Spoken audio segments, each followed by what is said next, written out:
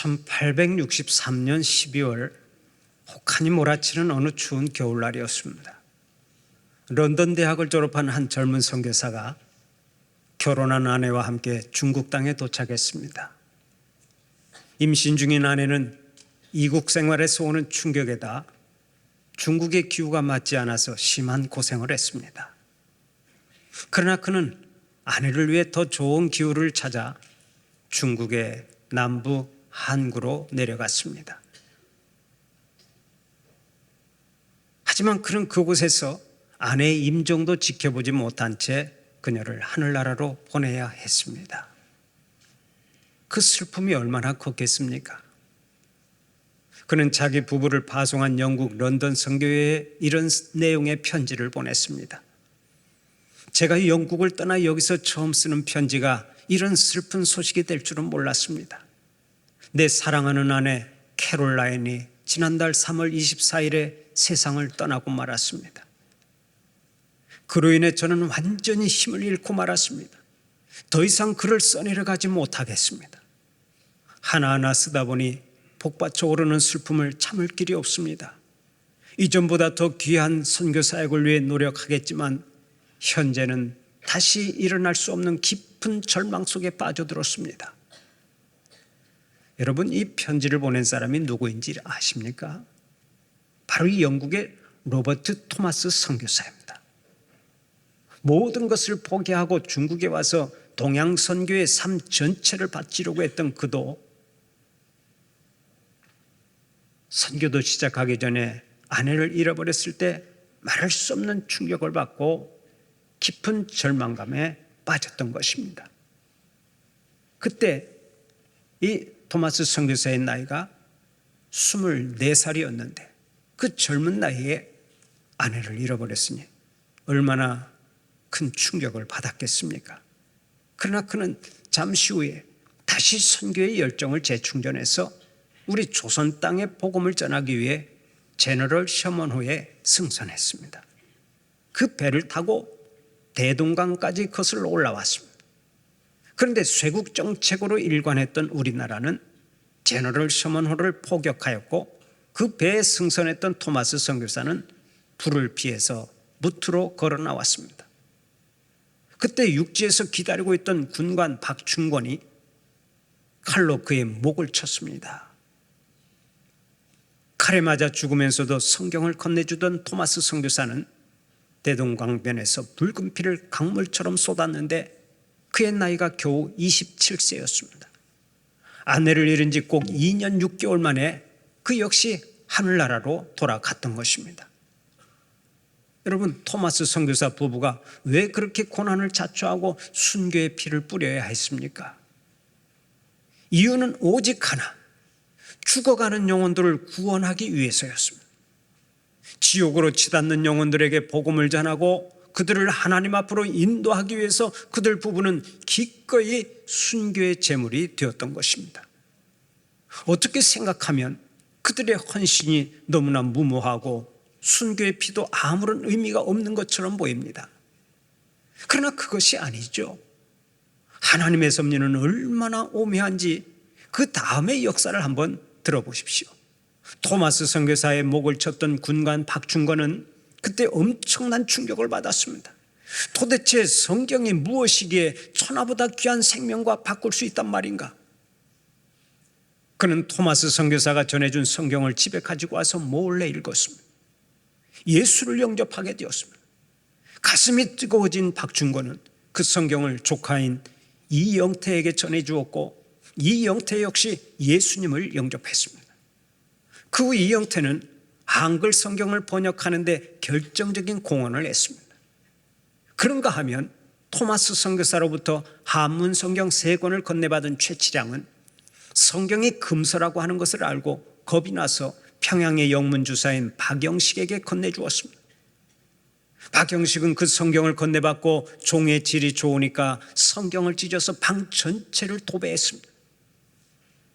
집안에 있는 방을 모두 다 성경으로 도배한 것입니다. 여러분, 방바닥과 벽 그리고 천장까지 성경으로 도배한 집을 혹시 보신 적이 있습니까? 박영식의 집은 성경으로 도배한 인류 최초의 집이었습니다. 그러니 집에만 들어갔다 하면 말씀이 덤벼들었을 것입니다. 이렇게 한번 상상해 봅시다. 어느 날 방에 들어가 앉아 있는데 벽에 붙어 있는 말씀이 눈에 들어왔습니다. 내가 진실로 진실로 너희에게 이르노니 내 말을 듣고 또 나 보내신 이를 믿는 자는 영생을 얻었고 심판에 이르지 아니하나니 사망에서 생명으로 옮겼느니라. 죽은 후에 영생이 있고 심판이 있다는 사실을 마음에 새기고 고민에 빠져 있을 때 천장에 붙어있던 말씀이 다시 냉큼 달려들었습니다. 회개하라, 천국이 가까이 왔느니라. 토마스 선교사와 그 일행을 죽인 죄책감 때문에 고민하고 있는데 회개를 촉구하는 말씀을 만난 것입니다. 그때 고개를 돌리자 다시 방바닥에 있는 말씀이 눈에 들어왔습니다. 예수께서 이르시되 내가 곧 길이요 진리요 생명이니 나로 말미암지 않고는 아버지께로 올 자가 없느니라. 그때 자동으로 예수를 영접하지 않았겠습니까? 박영식이 그 자리에서 예수를 영접하고 구원받는 역사가 일어났습니다. 그 집에 자주 놀러왔던 최치량도 예수를 믿고 똑같이 구원받았습니다. 그런데 무엇보다도 의미 있는 일이 있습니다.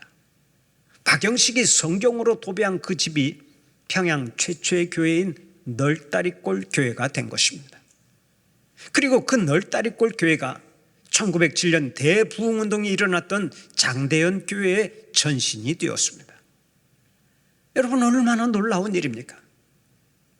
토마스 선교사가 비록 27살의 젊은 나이에 채 피어보지도 못하고 순교의 피를 흘렸지만 그의 피는 한국교회 태동의 가장 귀한 밑거름이 되었습니다. 오늘날 한국교회 부흥의 초석이 된 것입니다. 그러나 아직도 이 땅에는 하나님을 모르는 사람들이 많습니다. 지옥으로 향하는 영혼들이 많습니다. 죄사함의 은혜를 모르고 구원의 길을 몰라서 멸망의 길로 치닫는 인생들이 많습니다. 여러분, 누가 저들에게 생명의 복음을 전하고 누가 저들을 영생의 길로 인도해야 하겠습니까? 바로 우리들인 줄 믿으시기를 바랍니다. 복음의 빚진 자들인 우리가 이제는 복음의 증인이 되어야 합니다. 그런 의미에서 우리들이 얼마나 중요한지 모릅니다.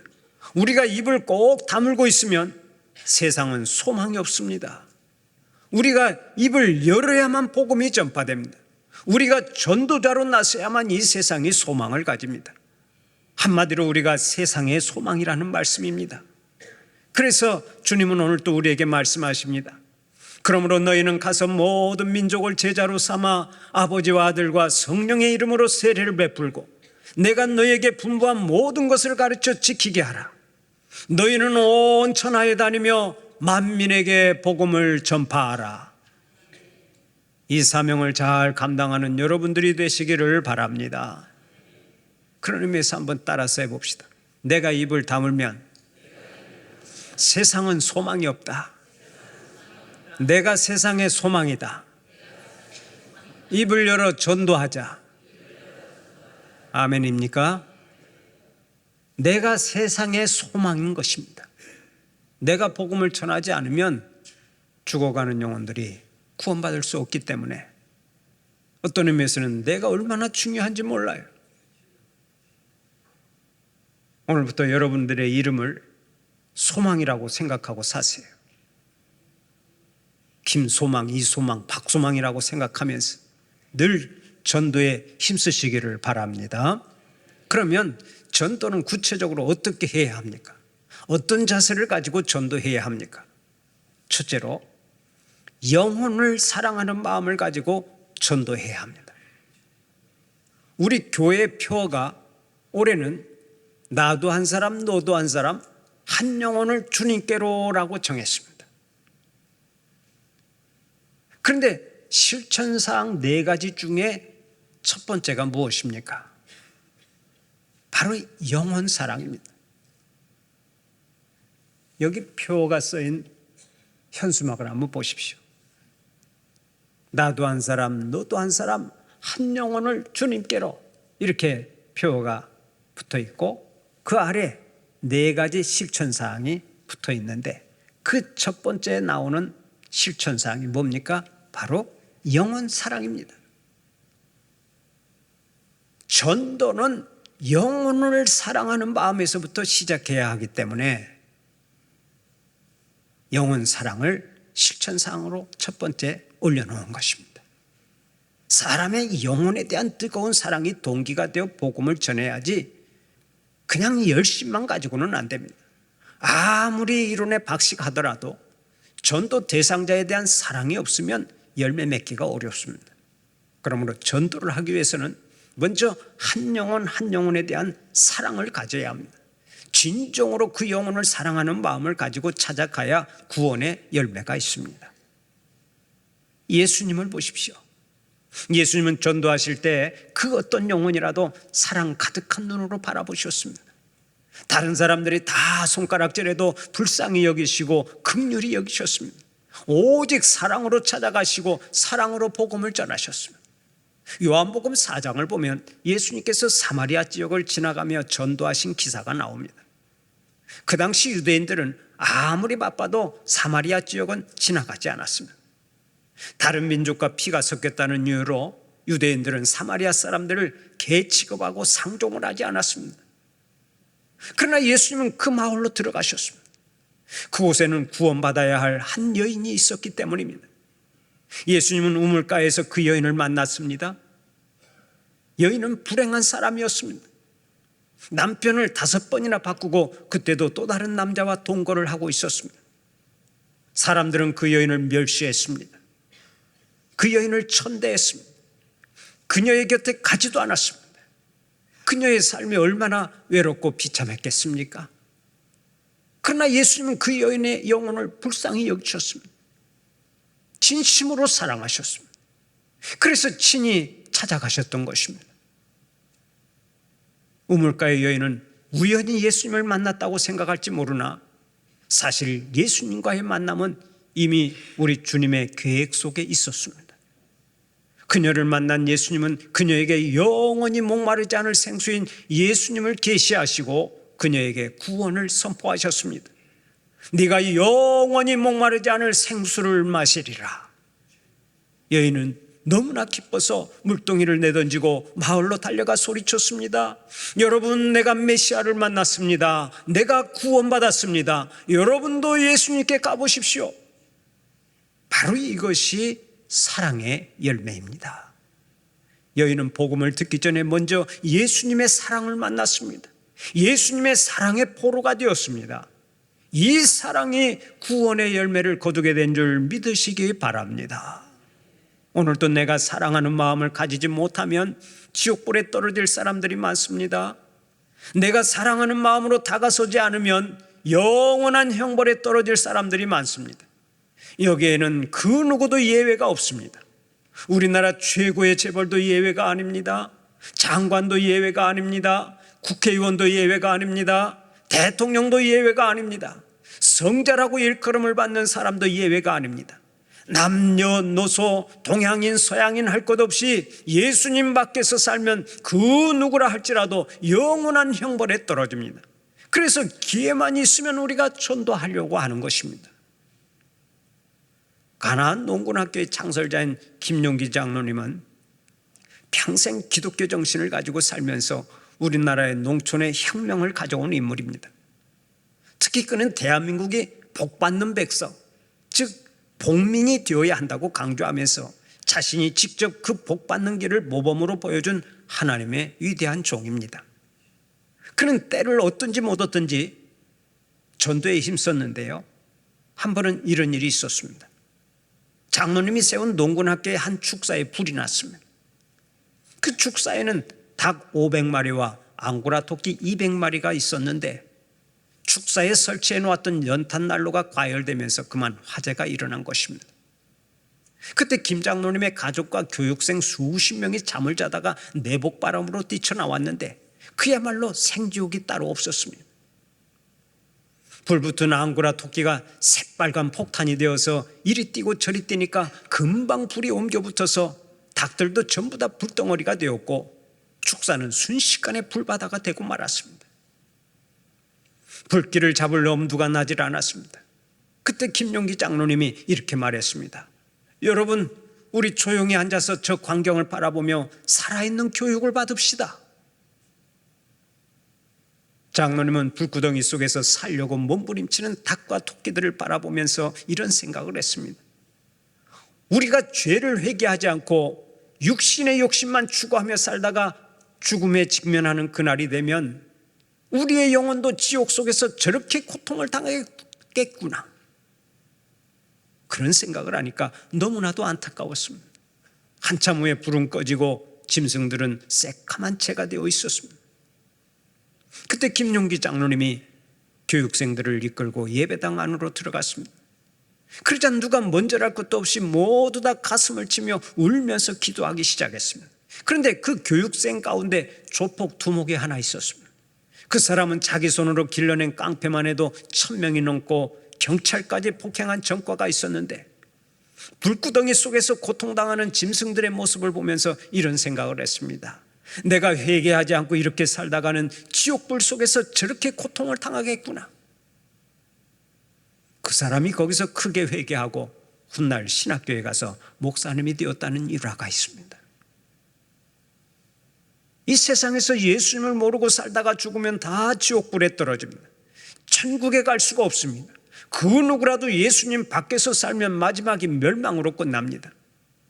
인간은 자기 힘으로 스스로를 구원할 수 없는 죄인들이기 때문에 그렇습니다.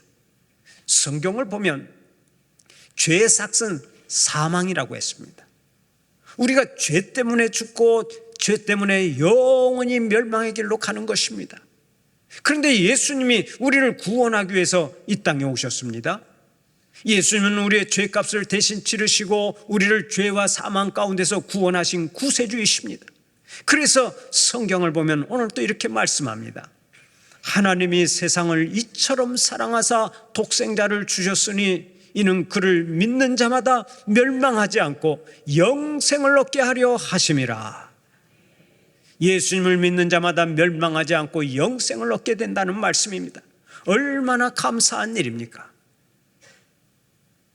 여러분은 예수 믿고 구원받았으니 이제 지옥 가기는 틀린 사람들입니다. 여러분, 지옥 가기는 틀렸어요. 어찌 아멘도 이렇게 시원찮게 하시오? 여러분은 지옥 가기는 틀렸습니다. 가고 싶어도 못 갑니다. 늘 감사하며 사시기를 바랍니다. 그러면 무엇으로 구원받고 영생의 복을 얻었습니까? 바로 예수 그리스도를 믿음으로 구원받고 영생을 얻은 줄로 믿습니다. 다른 것으로는 안 되는 거예요. 오직 예수 그리스도를 믿음으로 구원받고 영생을 얻습니다. 그러나 이 말씀을 바꾸어 보면 예수님을 믿지 않는 사람은 영생을 얻지 못하고 멸망당한다는 뜻이 되기도 합니다. 이것이 얼마나 무서운 말씀입니까? 부정하고 싶어도 소용이 없습니다. 주님을 영접하지 않고 끝까지 주님 밖에서 살면 멸망합니다. 심판의 날에 무서운 형벌을 받습니다. 그런데도 지옥으로 치닫는 자들을 바라만 보고 있으면 되겠습니까? 입을 꾹 다물고 전도하지 않으면 되겠습니까? 우리가 영혼 사랑하는 마음을 가지고 전도하지 않으면 그들은 멸망의 길을 피할 길이 없습니다. 사랑하는 우리 성도들은 먼저 영혼을 사랑하는 마음을 가지고 때를 얻든지 못 얻든지 항상 복음을 전하는 자들이 되시기를 간절히 축원합니다. 다음 두 번째로 기도해야 합니다. 전도하기 위해서는 먼저 기도해야 합니다. 오늘의 본문 29절 30절을 보면 주님의 제자들이 이렇게 기도하죠. 주여, 이제도 그들의 위협함을 굽어보시옵고 또 종들로 하여금 담대히 하나님의 말씀을 전하게 하여 주시오며 손을 내밀어 병을 낫게 하시옵고 표적과 기사가 거룩한 종 예수의 이름으로 이루어지게 하옵소서. 전도하러 나가기 전에 먼저 간절히 기도했습니다. 그렇게 기도하고서 성령 충만하여 복음을 전했고 놀라운 결실을 거두었습니다. 전도가 중요하지만 기도보다 앞설 수는 없습니다. 오늘날 많은 교회와 성도들이 보다 나은 전도의 방법과 훌륭한 기술을 찾고 있습니다. 그러나 하나님께서는 먼저 기도하는 사람을 찾고 계십니다. 그래서 기도하는 자에게 성령의 기름을 부어주시고 기도하는 자에게 능력을 덧입혀 주십니다. 기도하는 자에게 전도의 열매를 주십니다. 어느 문서선교단체에서 전도 요원을 모집했습니다. 그런데 각지에서 모여든 지원자 중에 말더듬이 교인이 있었습니다. 전도협회 간부들이 고민하기 시작했습니다. 만일 저 사람이 나가서 복음을 전한다면 사람들의 비웃음을 사게 될 텐데, 마침내 그들이 결론을 내리고 이렇게 말했습니다. 전도의 역효과가 나타나기 전에 저 사람을 돌려보냅시다. 그러나 한 간부가 나와서 말했습니다. 여러분, 성령님께서 저 사람을 감동시켜 여기까지 보내시고 전도 훈련을 받게 했다면 그를 통해서 어떻게 전도의 역사를 일으키시는지도 보아야 할 것 아닙니까? 결국 이 사람도 시골로 파송을 받게 되었습니다. 그런데 몇 달이 지나지 않아 이 사람이 가장 많은 전도의 결실을 거두게 되었습니다. 이상하게 생각한 본부에서 한 사람의 지도원을 파송하여 그 말더듬이 전도자의 전도 현장을 조사하기로 했습니다. 지도원이 그 전도자를 따라서 첫 집을 방문했습니다. 그런데 이 사람은 집에 들어가기 전에 나무 밑이나 길가에서 무릎을 꿇고 이렇게 기도했습니다. 하나님께서는 저의 무능력을 아시죠? 하나님께서 먼저 저 집을 방문해서 그 사람을 감동시키지 않으시면 저는 아무것도 할 수 없습니다. 저는 하나님만 믿고 갑니다. 하나님께서 구원하여 주시옵소서. 예수님의 이름으로 기도합니다. 아멘. 이렇게 기도하고 들어갔는데, 그가 그렇게 기도하고 들어갈 때마다 방문하는 집마다 다 전도가 되는 것입니다. 지도원은 즉각 본부에 이런 보고를 올렸습니다. 성령 하나님께서 이곳에 살아 역사하시는 것을 제가 눈으로 보고 있습니다. 전도는 유창한 화술로 하는 것이 아닙니다. 오직 기도의 능력과 성령의 역사로 하는 것입니다. 그래서 저희 교회 전도팀도 매주 전도하러 나갈 때 먼저 모여서 기도부터 하죠. 하나님께 간절히 기도하고 성령 충만해서 전도하러 나가는 것입니다.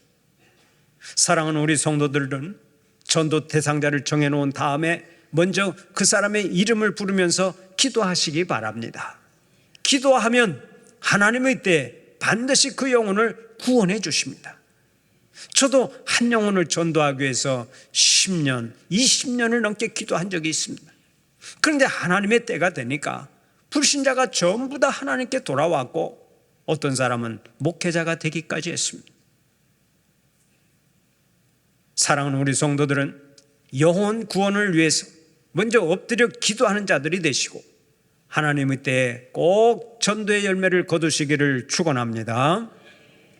마지막으로 전도는 담대한 마음으로 해야 합니다.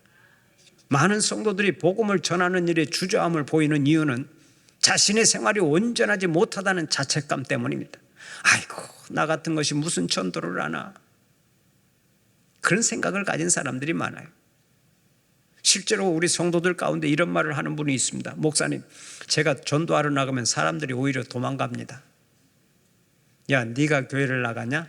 그러면 난 교회 안 나간다. 그러면서 돌아섭니다. 그러니 저보고는 전도하라고 하지 마세요. 이렇게 말하는 성도가 있어요. 그러나 그런 생각은 잘못입니다. 그런 말은 사탄이 가장 좋아하는 말입니다. 전도는 나의 말과 생활을 전하는 것이 아니라 오직 내가 믿는 예수님을 전하는 거예요. 오직 예수님과 복음을 전하는 것이 전도입니다. 그러므로 복음을 전할 때는 담대해야 합니다.